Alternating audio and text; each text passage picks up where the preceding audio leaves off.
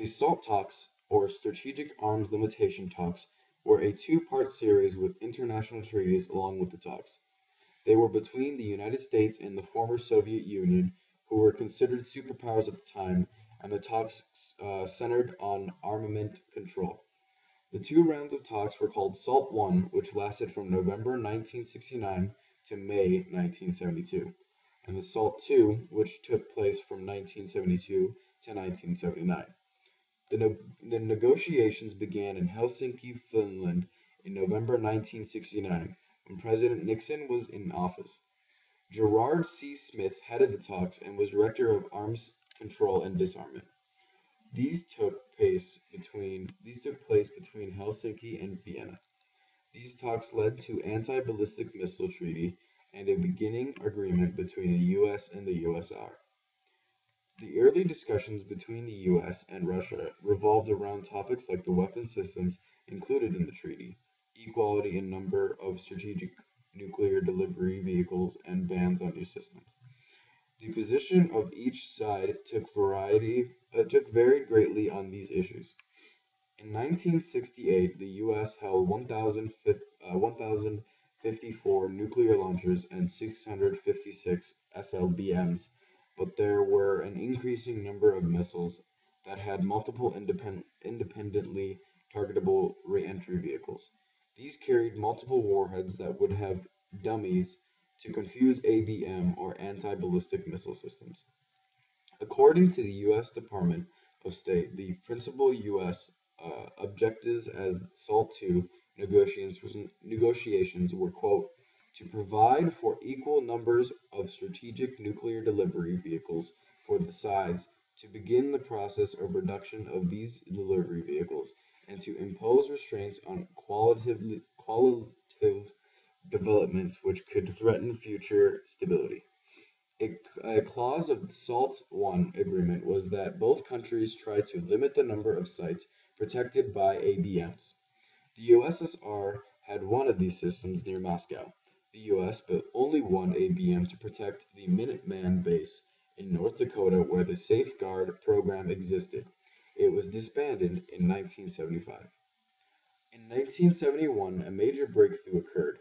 President Richard Nixon and Premier Leonid Brezhnev signed the Anti-Ballistic Missile Treaty along with the interim agreement between the United States of America and the Union of Soviet Socialist Republics on certain measures with respect to the limitation of strategic offensive arms. What all this meant is that the two countries had improved relations and a number of agreements were made as a result.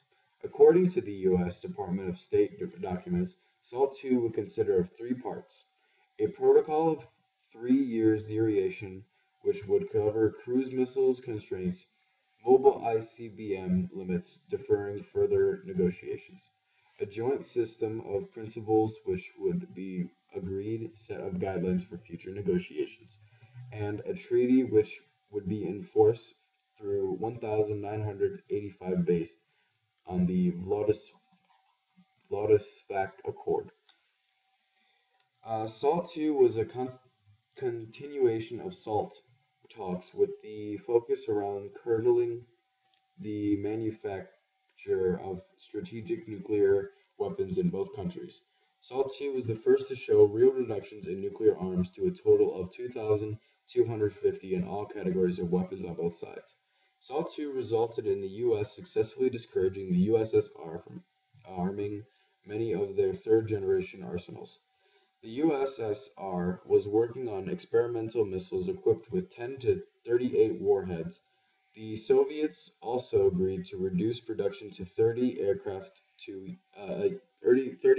a year, which greatly impacted the intermediate-range nuclear forces rearmament area. SALT II banned any new missile programs, but the U.S. kept programs like Trident and cruise missiles. A breakthrough happened in 1974 when President Ford and General Secretary Brezhnev agreed to the basic framework of SALT II, which included 1,320 equal agreement aggregate limit on MIRV systems, ban on constructions of new land-based ICBM launchers, limits on deployments of new types of strategic offensive arms, 2,400 equal aggregate limit on strategic nuclear delivery vehicles. In 1979, President Jimmy Carter and Leonid Brezhnev signed the agreement, but 6 months later, the Soviet Union invaded Afghanistan in the September of that year. A Soviet combat brigade was discovered in Cuba. Therefore, the treaty was never ratified by the United States Senate, but its terms were honored by both sides until 1986, when President Reagan withdrew from SALT II and accused the Soviet Union of violating the pact. These two treaties led to START, Strategic Arms Reduction Treaty, began in 1991 and continuing with a 1993 agreement with Russia, and New START, which proposed limitations on both sides' nuclear weapons, and it was ratified in 2011.